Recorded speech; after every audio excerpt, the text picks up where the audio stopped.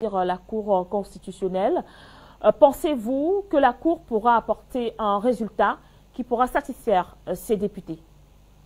Alors, je pense que c'est peine perdue parce que sur plusieurs dossiers, cette Cour s'est dite incompétente pour statuer sur des dossiers. Donc, je pense que cette loi passera et cette loi, elle est liberticide parce qu'elle vise à contraindre l'opposition à se soumettre à Macky Sall. Et nous pensons que dans un pays comme le Sénégal, une telle loi ne saurait être votée, d'autant plus que le Sénégal n'a jamais été ni de près ni de loin menacé par le phénomène du terrorisme. Alors, est-ce qu'il n'était pas temps, parce que ce n'est pas la première fois justement que l'opposition s'insurge contre certaines décisions, parfois des lois du côté de l'Assemblée nationale, est-ce qu'il n'était pas peut-être temps de faire profil bas, parce que comme vous dites, jusqu'ici, cette Cour n'a jamais plaidé justement en faveur des plaignants? Oui, mais il faut user de tous les voies et moyens qui s'offrent à l'opposition avant de se déclarer vaincu. Donc, vous avez bien eu raison de le dire, d'autant plus que l'urgence à travers laquelle cette loi a été votée, a été présentée à l'Assemblée nationale. Vous savez, le peuple sénégalais a eu connaissance de cette loi 24 heures avant qu'elle ne soit votée. Cela montre effectivement l'intention de Macky Sall de contraindre l'opposition à se soumettre, mais aussi de pousser tous les Sénégalais à abandonner toute volonté de manifester, mais aussi toute volonté de se lever quand il sera question pour lui d'annoncer une troisième candidature, chose qui est de plus en plus sûre pour tous les Sénégalais, que Macky Sall briguera un troisième mandat. Et c'est justement pour dire aux Sénégalais qu'une fois qu'il annoncera cette décision, que toute personne qui décidera de manifester, que toute personne qui voudra s'opposer à sa volonté ou encore s'attaquer à des intérêts français, que cette personne sera vue comme terroriste, que cette personne risque la prison à perpétuité. Et vous savez, c'est ça qui fait mal à l'opposition, c'est ça qui fait mal au peuple sénégalais. Parce que ce n'est pas seulement l'opposition qui est en jeu dans cette affaire-là, mais les libertés des Sénégalais qui sont constamment violées dans ce pays-là. Vous savez, la liberté de manifester, elle est inscrite dans notre Constitution et aucune loi ne peut venir nous plonger dans la dictature en nous faisant abandonner ces principes-là à travers lesquels ce peuple s'est toujours fait entendre. Donc, nous le disons, le peuple sénégalais vit une dictature que l'on ne pourrait tolérer. Et cette loi de plus confirme la volonté de Macky Sall de s'insurger contre l'opposition et d'emprisonner à perpétuité des personnes qui sont vues comme des terroristes alors qu'elles n'en sont rien. Vous savez, cette loi va jusqu'au sur les réseaux sociaux pour taxer des activistes de terroristes. Et je vous apprends l'information qu'un de nos camarades activistes vivant aux États-Unis a été taxé de terroriste parce qu'il demandait simplement au peuple sénégalais de sortir et de manifester. Donc cette loi nous voit, nous autres analystes politiques et activistes sénégalais, comme des terroristes parce que nous demandons au peuple de refuser d'abdiquer, de refuser de se soumettre à la volonté de Macky Sall, que nous avons un pays qu'on a confié à Macky Sall pour qu'il puisse être au service du peuple et non le peuple qui soit au service de Macky Sall. Alors, du côté, bien sûr, que ce soit vous, des activistes ou encore de l'opposition sénégalaise, puisque c'est presque en fait que la Cour constitutionnelle n'aboutira pas au résultat escompté justement par la partie adverse, est-ce qu'il n'est pas temps peut-être de penser à toucher une institution, peut-être au niveau de la CEDEAO, pour que, au niveau peut-être d'une grande organisation sous-régionale, pour gérer ce problème?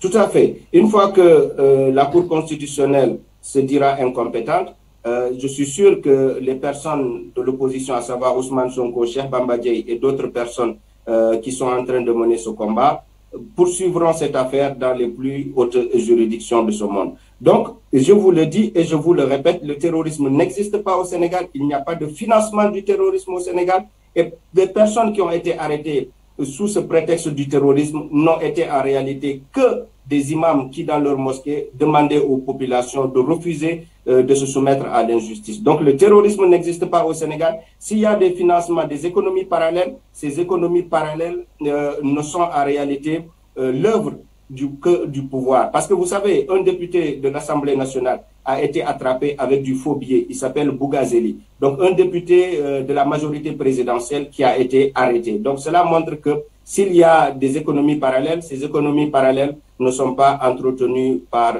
l'opposition, mais par le pouvoir qui a des personnes, même un ministre des Finances qui a été cité dans des affaires de trafic de drogue. Donc je pense que cela montre encore plus, et d'ailleurs je ne vais pas vous l'apprendre, certainement vous êtes au courant, que BBC nous a fait une révélation sur le frère du président Macky Sall qui aurait détourné plus de 10 milliards de dollars, une somme qui équivaudrait à plus de 6 000 milliards de francs CFA. Donc s'il y a économie parallèle, cette économie parallèle est entretenue par les tenants du pouvoir et nous ne saurons, nous, peuple sénégalais, accepter de nous voir taxés de terroristes quand on se bat pour préserver nos libertés, quand on se bat contre la spoliation de nos ressources, quand on se bat contre l'injustice qui vise à faire emprisonner toute l'opposition ou tous les leaders de l'opposition, dont Ousmane Sonko, Khalifa Sall, Karim Wade et qui, on le sait, qui encore, on ne le sait pas. Donc nous pensons que Macky Sall devrait s'arrêter et que le peuple doit dire son dernier mot, sortir en masse pour s'opposer à cette loi injuste et s'opposer de façon ferme à toute volonté d'imposer une dictature à un peuple pacifique, à un peuple très discipliné et à un peuple vraiment qui lui a montré au 8 mars que nous n'accepterons pas de nous voir plonger dans sa dictature.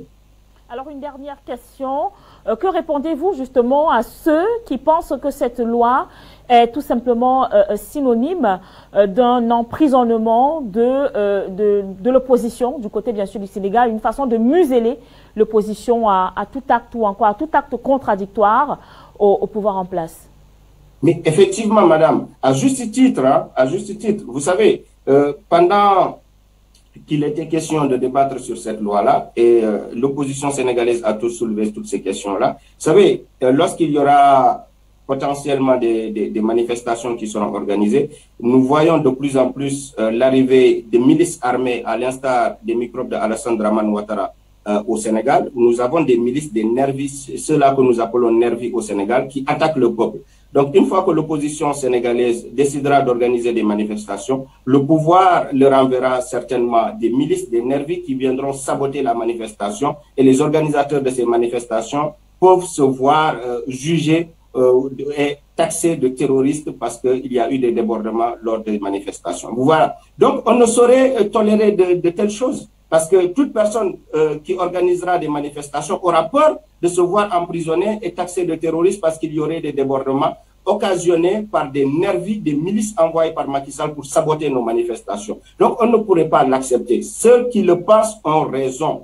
Macky Sall veut contraindre l'opposition à se soumettre à sa volonté et cela n'est pas acceptable dans une démocratie comme la nôtre, qui est une démocratie référence en Afrique, je le pense, et qui doit le rester. Et ce n'est pas Macky Sall qui nous fera vivre la dictature, chose que les Sénégalais n'ont jamais connue. Donc, si nous sommes tolérants, si nous avons accepté plusieurs choses, c'est parce que nous sommes respectueux de nos institutions. Mais quand nous voyons des personnes comme Macky Sall utiliser ces institutions-là contre le peuple sénégalais, je trouve qu'il est du devoir du peuple de se mobiliser et de dire non à l'utilisation de la justice et des institutions de l'État contre le peuple sénégalais, contre le citoyen sénégalais.